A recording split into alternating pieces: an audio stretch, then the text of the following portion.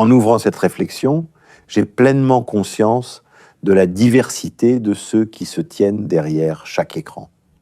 Je sais par avance que mes propos, qu'ils traitent de spiritualité ou des questions brûlantes de l'actualité, susciteront chez les uns des accords et chez les autres des désapprobations. Vous admettrez avec moi qu'il est très difficile de faire l'unanimité, en particulier sur des thèmes tels que les miens. Ce n'est donc pas une surprise. Il y aura toujours des voix pour protester d'une façon ou d'une autre, que ce soit à tort ou à raison, avec objectivité ou avec partialité. Je tiens à affirmer d'emblée que je respecte cette liberté de jugement et de pensée. Mon intention n'est nullement d'imposer quoi que ce soit. Ceux qui m'écoutent sont pleinement en droit de ne pas partager mes conclusions et je tiens à respecter cette liberté. Cet espace est celui d'une parole déposée, que je livre à votre discernement, sans chercher à engager un débat, mais en assumant ce que ma conscience me commande de dire. Je suis loin d'être seul et je ne prétends surtout pas être un Samuel des temps modernes. En cette fin des temps, le Seigneur demande à chacun de ses enfants de travailler à sa vigne, et c'est très naturellement qu'il envoie des messagers fidèles à sa parole, des sentinelles et des veilleurs pour parler à ceux qui sont destinés à hériter du royaume de Dieu. Je n'ai absolument pas la prétention d'être autre chose qu'une de ces voix qui appellent à la vigilance, en conséquence une simple caisse de résonance.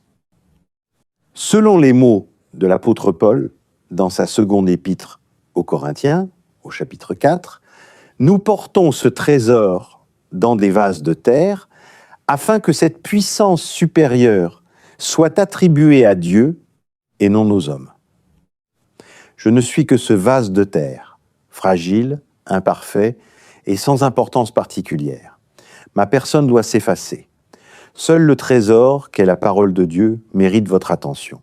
Reconnaître cette condition humaine, c'est admettre que l'autorité dont je me prévaux n'est pas le fruit de mes mérites ou d'un titre, mais provient exclusivement de la source divine que je m'efforce de servir en toute simplicité et avec toute la maladresse inhérente à ma condition de créature.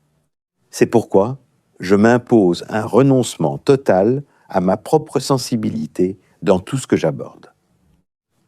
Il est capital que ceux qui m'écoutent comprennent que mes préférences personnelles, mes inclinations ou mes opinions privées n'ont absolument aucune valeur spirituelle salvatrice.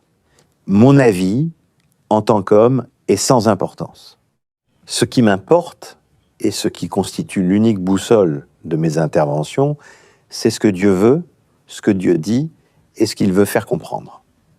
Mon engagement est de parler non pas selon mes propres sensibilités ou intérêts, mais en m'appuyant strictement sur sa parole. Je ne cherche pas à faire entendre ma voix, mais à laisser résonner la sienne. Ce n'est pas mon message que je tente de vous apporter, c'est son message. En m'effaçant derrière l'écriture, je place chaque réflexion sous l'angle exclusif de la parole, car elle seule demeure le rocher inébranlable au milieu des courants changeants de la pensée humaine et du chaos ambiant.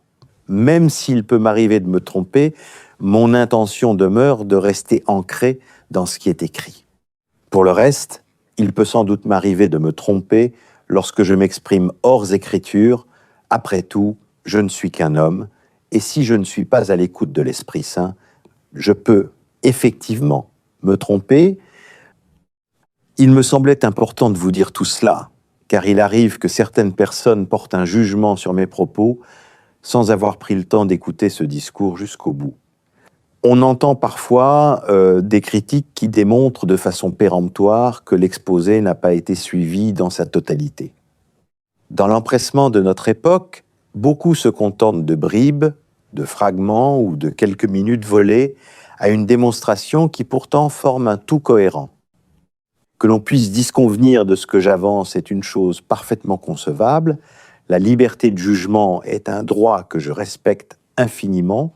Mais rejeter une pensée sans même avoir consenti à l'entendre dans sa globalité relève d'une toute autre démarche. Porter un jugement sans une écoute attentive, c'est s'interdire de comprendre la logique même du message. Un discours fondé sur la parole de Dieu ne peut pas se consommer comme une simple information de passage. Il exige de la patience et une forme de droiture intellectuelle.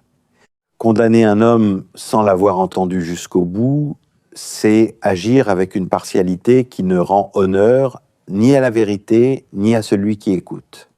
Je ne demande pas que l'on soit d'accord avec moi, mais je demande que l'on ait l'honnêteté de peser l'intégralité de la démonstration avant de rendre une sentence.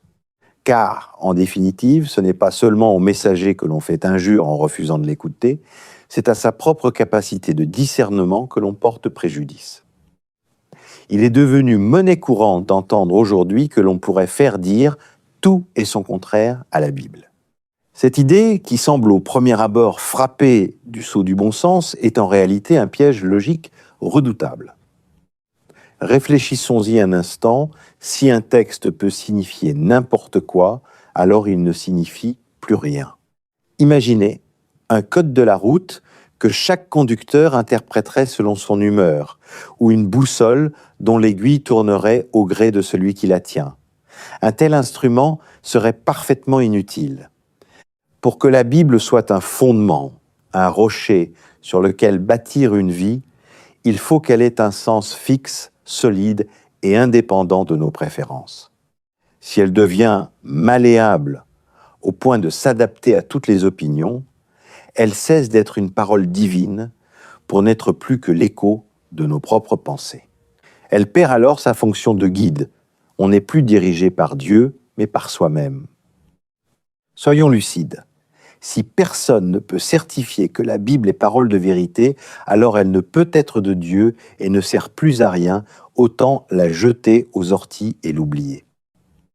En réalité, derrière le paravent de l'interprétation personnelle se cache bien souvent une fuite devant la vérité.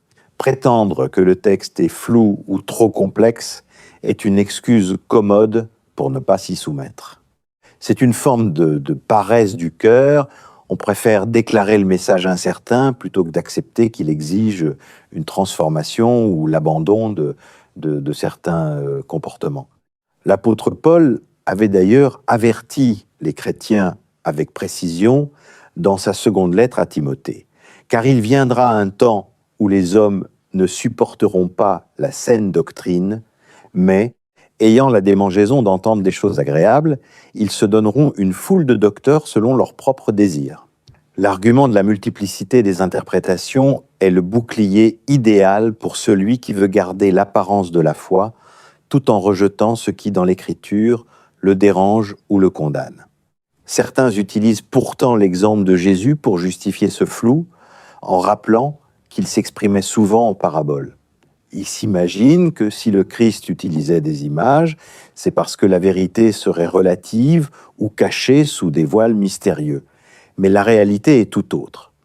Lorsque ses disciples lui ont demandé pourquoi il parlait ainsi, comme nous le rapporte l'évangile de Matthieu, Jésus a été très clair. La parabole n'est pas un brouillard destiné à égarer l'auditeur, c'est un test de sincérité. Elle fonctionne comme un filtre pour le cœur. Celui qui cherche la vérité avec humilité finit par en saisir la clarté.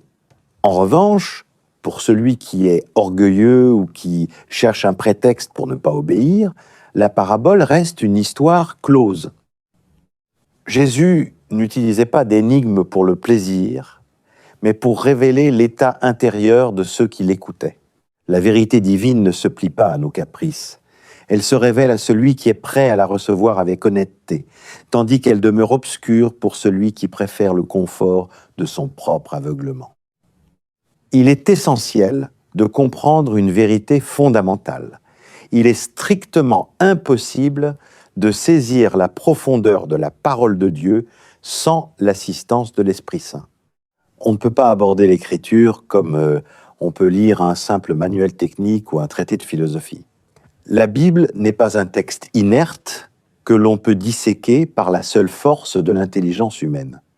Ceux qui l'abordent avec une posture purement intellectuelle, ou pire, avec orgueil, s'exposent à se diriger dans une impasse certaine. Pour eux, le texte restera désespérément clos, il ne sera jamais qu'un simple livre d'histoire, une compilation de récits anciens ou une curiosité littéraire sans vie. L'orgueil de celui qui croit pouvoir tout expliquer par sa propre logique devient alors un voile qui l'empêche d'apercevoir la dimension spirituelle du message. Sans cette lumière intérieure que seul l'esprit peut accorder, la vérité divine demeure une lettre morte. Car Dieu ne se livre pas à ceux qui veulent le soumettre à leur propre examen, mais il se révèle à ceux qui s'approchent de sa parole avec humilité et une soif sincère de le connaître. Pour comprendre pourquoi la Bible s'impose avec une telle force, il faut d'abord s'interroger sur sa source. Elle n'est pas le fruit d'une simple réflexion humaine, ni le résultat d'une philosophie élaborée au fil des siècles. Ce texte possède une dimension verticale. Il vient d'en haut. C'est ce qu'on appelle la théopneustie, ce qui signifie littéralement que le texte a été soufflé par Dieu. Pourtant, on entend encore souvent cette objection. La Bible a été écrite par des hommes, pas par Dieu. On peut se demander ce que ces contradicteurs attendent réellement. Espérait-il que le Créateur écrive sa parole de sa propre main avec un stylo sur des parchemins? La réalité est bien plus subtile. Dieu a choisi d'utiliser des hommes comme des instruments vivants pour transmettre sa pensée exacte sans pour autant effacer leur personnalité. Dans ce contexte, l'homme est en quelque sorte le stylo de Dieu, mais un stylo bien vivant, libre ou non d'être manié pleinement par sa main. L'apôtre Pierre l'explique avec une grande clarté dans sa seconde lettre. Aucune prophétie de l'Écriture ne vient d'une interprétation personnelle, car c'est pas par une volonté humaine qu'elle a été apportée, mais c'est poussé par le Saint-Esprit que des hommes ont parlé de la part de Dieu. Cela change tout. Les hommes ne lisent pas les mémoires de quelques sages, mais la révélation d'un Dieu souverain qui a dirigé l'esprit de ses serviteurs pour que chaque mot soit conforme à sa volonté. Il est donc exact de dire que la Bible a été écrite par des hommes, mais par des hommes qui se sont faits les stylos du Seigneur. Un stylo, par lui-même, ne peut tracer aucune ligne cohérente. Il reste inerte jusqu'à ce que la main de l'écrivain le saisisse pour lui donner une direction. De la même manière, une existence ne commence à écrire une histoire qui a du sens, une histoire à portée éternelle, que lorsque l'homme cesse de vouloir diriger sa propre main. S'abandonner, ce n'est pas disparaître, c'est devenir l'instrument docile par lequel Dieu rédige son message d'amour et de justice dans ce monde. Le Seigneur n'a pas besoin de la force ou de l'habileté humaine, il cherche simplement une disponibilité. Être le stylo du Très-Haut, c'est accepter que l'auteur de la vie signe son œuvre à travers chaque vie, faisant d'un humble passage sur terre un chapitre vivant de sa révélation. Mais revenons à notre sujet. Certains se demandent si, après tant de siècles, les textes originels de la Bible n'auraient pas été égarés ou dénaturés au fil des traductions. C'est une inquiétude légitime, mais la réalité historique nous rassure. La diversité des versions n'est pas un obstacle, elle est une garantie de fiabilité. Il faut savoir que les traducteurs sérieux ne travaillent pas à partir d'une succession de traductions qui s'empileraient les unes sur les autres. Au contraire, ils reviennent systématiquement aux sources, les milliers de manuscrits anciens en hébreu et en grec. Cette immense quantité de documents permet de vérifier la précision du texte avec une certitude que n'offre aucun autre livre de l'Antiquité.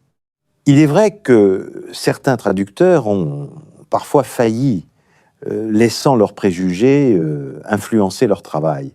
Mais c'est là que la structure même de la Bible protège le message.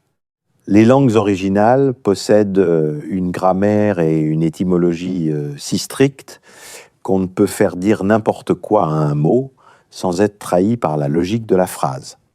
Les traducteurs ne sont pas libres d'inventer. Ils sont encadrés par la précision scientifique des textes sources. Il est courant d'entendre que l'on peut faire dire tout et son contraire à la Bible, comme si le texte n'était qu'une matière malléable entre les mains des traducteurs.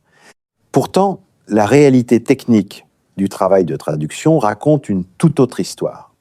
Les langues originales dans lesquelles les écritures ont été rédigées, l'hébreu et le grec ancien, possèdent une structure d'une précision mathématique qui agit comme un véritable garde-fou.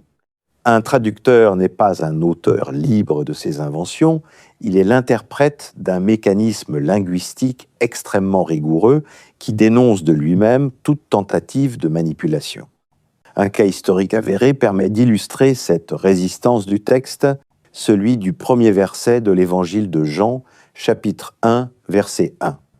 Pour soutenir des convictions personnelles niant la divinité du Christ, certains traducteurs, notamment dans la version du Monde Nouveau, ont choisi de traduire l'expression originale qui est Osen o Logos, ce qui veut dire « la parole était Dieu », par l'expression « la parole était un Dieu » avec un D minuscule. Cette modification vise à transformer le Créateur en une simple créature. Cependant, la grammaire grecque possède des règles fixes, notamment celles mises en lumière par Ernest Colwell, spécialiste américain du Nouveau Testament, paléographe et critique textuel, qui a démontré que la structure syntaxique de ce passage où l'attribut précède le verbe impose de reconnaître la nature divine du sujet. Des hellénistes de renommée mondiale tels que Bruce Metzger ou Julius Mantet ont dénoncé cette traduction comme une distorsion délibérée car elle contredit frontalement les lois de la langue grecque. Ici, la précision scientifique des sources a servi de miroir à l'erreur. Cette protection ne s'arrête pas à la grammaire, elle s'étend à l'intégrité même du lexique. Dans l'Épître aux Colossiens, on observe un autre fait documenté où, pour conformer le texte à une doctrine préexistante, des traducteurs ont inséré à plusieurs reprises le mot « autre », afin de suggérer que le Christ n'est qu'une partie de la création et non son auteur. Cette insertion ne repose sur aucun manuscrit antique. Elle est un ajout artificiel qui saute aux yeux de quiconque confronte la traduction à l'original. La Bible fonctionne ainsi comme un mécanisme d'horlogerie. Chaque temps verbal, chaque étymologie et chaque règle de syntaxe forment une barrière de sécurité. On ne peut pas manipuler un rouage sans briser la logique de l'ensemble. En définitive, le texte biblique n'est pas une pâte à modeler intellectuelle. Sa structure souveraine et ses racines linguistiques obligent le traducteur à une honnêteté scientifique, car toute tentative de forcer le sens finit inévitablement par être trahie par la précision du texte source. En définitive, ceux qui affirment avec autant de légèreté que l'on peut faire dire n'importe quoi à la Bible ne font que démontrer leur méconnaissance du sujet. En prétendant que le texte est malléable, ils révèlent qu'ils ignorent la rigueur scientifique qui l'encadre et s'autorisent à juger une réalité qu'ils ne maîtrisent pas. La Bible traite de tous les aspects de la vie, la morale, la justice sociale, la famille ou le comportement quotidien. Ce qui est fascinant, c'est que malgré les milliers de traductions, le message reste identique sur tous ces sujets. Il existe une unité organique dans l'écriture. Si un traducteur tentait de modifier un verset, il serait aussitôt démenti par des centaines d'autres passages. La Bible s'autoprotège. Elle est un édifice si parfaitement lié qu'on ne peut en retirer une brique sans que l'ensemble ne dénonce l'erreur. Puisque ce texte est la parole de Dieu et qu'il est parvenu jusqu'à nous avec une telle intégrité, il occupe une place unique, celle de l'autorité suprême. C'est le principe du sola scriptura, l'écriture seule. Cela signifie que la Bible est la règle finale par laquelle tout le reste doit être évalué.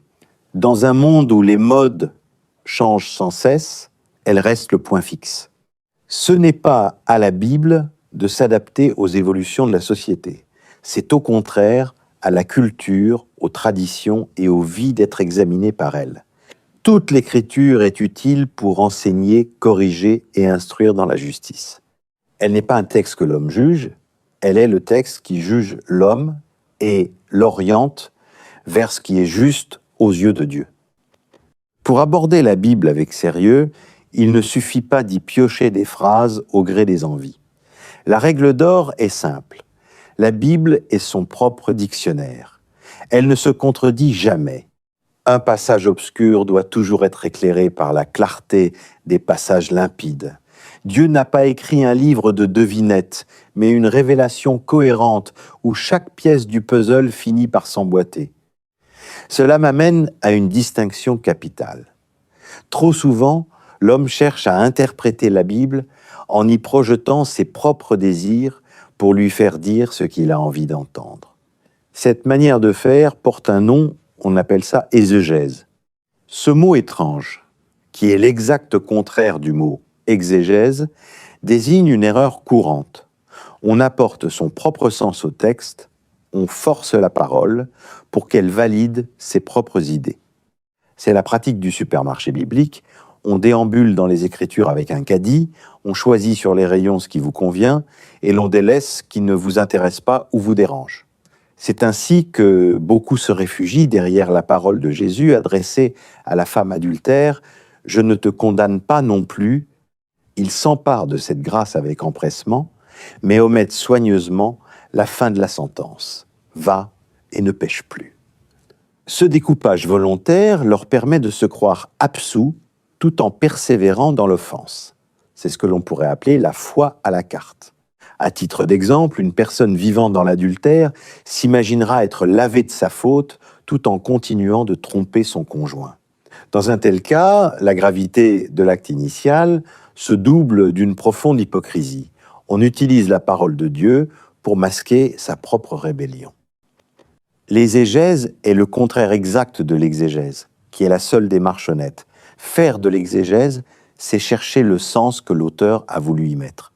C'est se mettre à l'écoute de la parole plutôt que de vouloir que la parole se mette à notre service. Il faut laisser le texte parler dans son contexte, qui écrit, à qui et pourquoi. Les chrétiens ne doivent pas dicter au texte ce qu'il doit dire, mais recevoir ce qu'il enseigne. Pourtant, la Bible ne doit surtout pas rester un exercice d'intelligence. Sa lecture est avant tout une rencontre spirituelle. Sans l'aide de celui qui a inspiré ces lignes, le texte demeure une lettre morte. C'est ici qu'intervient le rôle indispensable du Saint-Esprit, j'en ai déjà parlé précédemment. Comme le dit Jésus, l'Esprit de vérité vous conduira dans toute la vérité. L'Esprit Saint agit comme une lumière intérieure qui ouvre l'intelligence. Comprendre la Bible nécessite sans doute de l'étudier, certes, mais sans prière et sans l'humilité, ce sera en pure perte. C'est une démarche où l'on demande à Dieu d'ouvrir les yeux sur ses merveilles. En alliant la rigueur du texte et la dépendance à l'esprit, la Bible cesse d'être un livre de débat pour devenir une source de vie. Pour conclure cette réflexion, il est essentiel de revenir au fondement même de notre assurance, l'autorité de ce que les chrétiens lisent dans les Écritures. Le monde actuel semble incertain, les experts se contredisent et les opinions changent au gré du vent. Dans ce tumulte, l'homme, malgré sa bonne volonté, peut se tromper ou mal interpréter les signes de son temps. Mais si l'instrument humain est faillible, la parole de Dieu, elle, demeure infaillible. Elle est l'ancre solide qui ne cède jamais dans la tempête. En plaçant leur confiance dans les Écritures, les chrétiens ne s'appuient pas sur le sable mouvant des idées humaines, mais sur le roc éternel d'une vérité qui traverse les siècles sans faiblir. Ce n'est pas ma parole qu'il faut suivre, mais celle que Dieu a scellée, car elle seule possède la stabilité nécessaire pour diriger une vie. C'est ici que la responsabilité personnelle de chacun entre en jeu. Je ne demande à personne de me croire sur parole, ni de recevoir aveuglément ce que j'avance. Au contraire, j'encourage vivement chaque auditeur à adopter l'attitude exemplaire des chrétiens de Béret, telle que le livre des Actes des Apôtres nous la rapporte au chapitre 17, verset 11. Nous pouvons lire en effet que ces hommes et ces femmes avaient des sentiments nobles. Ils recevaient la parole avec empressement, tout en examinant chaque jour les Écritures pour vérifier si ce qu'on leur disait était exact. Cette démarche est le secret de la maturité spirituelle. Soyez des chercheurs assoiffés. Reprenez vos Bibles, vérifiez chaque argument et laissez le texte sacré être le juge ultime de toute parole. Cette vérification n'est pas un signe de méfiance, c'est une preuve de sérieux et d'amour pour la vérité. Il ne faut surtout pas se contenter de rejeter un propos en disant simplement « je ne suis pas d'accord », car une opinion opposée à une autre n'a que peu de valeur devant le Créateur. Le véritable défi consiste à se plonger soi-même dans la Bible pour confronter ce que l'on entend à ce qui est écrit. Certes, une telle démarche nécessite un effort réel. L'être humain n'a que trop tendance à céder à la facilité ou à se laisser aller à une certaine paresse de l'esprit. Il est toujours plus aisé de recevoir une parole toute faite que de s'imposer la discipline de la vérification. Pourtant, c'est précisément dans cet effort de recherche personnelle que se forge une foi solide et une intelligence éclairée par la vérité. Si tous les chrétiens avaient respecté cette règle, l'Église aurait connu un peu moins d'hérésie à travers son histoire. La contradiction ne peut être fertile que si elle s'appuie sur une recherche sincère. Celui qui se contente de contester par principe reste à la surface, mais celui qui scrute les textes se donne les moyens de rejeter l'erreur ou d'embrasser la vérité avec une conviction inébranlable. Mon but, à travers ces messages, n'est jamais d'avoir raison ou de remporter une victoire intellectuelle. Le débat d'idées n'a aucun poids face à l'éternité. L'unique objectif de mes interventions est que chaque chrétien puisse être trouvé prêt au jour du retour du Seigneur. L'homme n'est pas le maître de la parole, il en est le serviteur. Elle ne se plie pas aux volontés humaines, elle ne s'adapte pas aux caprices de cette fin des temps, et elle ne cherche pas à plaire. Mais c'est précisément dans cette exigence qu'elle fait le plus grand bien. En cessant de vouloir tordre l'Écriture pour qu'elle nous ressemble, et en acceptant d'être transformé par elle, on découvre la promesse du Christ. C'est la vérité qui rend réellement libre. Que cette parole soit votre lampe et votre boussole jusqu'au bout du chemin. Prions, ô Seigneur notre Dieu, Roi de l'univers, Dieu Tout-Puissant, nous nous tournons humblement vers toi, entends notre prière. Dans le tumulte de ce monde et l'obscurité de ces temps, nous venons chercher refuge à l'ombre de tes ailes. Toi qui as déployé les cieux et affermi les fondements de la terre, porte ton regard sur nos cœurs assoiffés de ta présence. Pardonne nos égarements, nos doutes et nos silences, et purifie-nous par la rosée de ta grâce. Seigneur, nous te rendons grâce pour ta parole, ce rocher inébranlable et cette lampe qui éclaire nos sentiers. Enseigne-nous à l'aimer d'un amour sincère, à la serrer sur nos cœurs comme un trésor précieux, et à lui obéir avec la docilité d'un enfant qui a toute confiance en son Père. Que ton esprit de vérité nous guide dans chaque lecture, afin que nous ne cherchions pas à te faire dire nos propres volontés, mais que nous sachions recevoir la tienne avec humilité. Fais de nous des veilleurs attentifs et des sentinelles fidèles. Accorde-nous la force de rester debout dans l'épreuve, la sagesse de discerner le vrai du faux, et la charité nécessaire pour témoigner de ta lumière autour de nous. Que nos vies soient des reflets, même imparfaits, de ta sainteté et de ta justice. Fortifie ceux qui souffrent, console ceux qui pleurent et rend l'espérance à ceux qui marchent dans les vallées obscures. Que ta volonté soit faite en nous, par nous et autour de nous, jusqu'au jour glorieux de ton retour. Nous t'en prions, Père, au nom de ton Fils Jésus.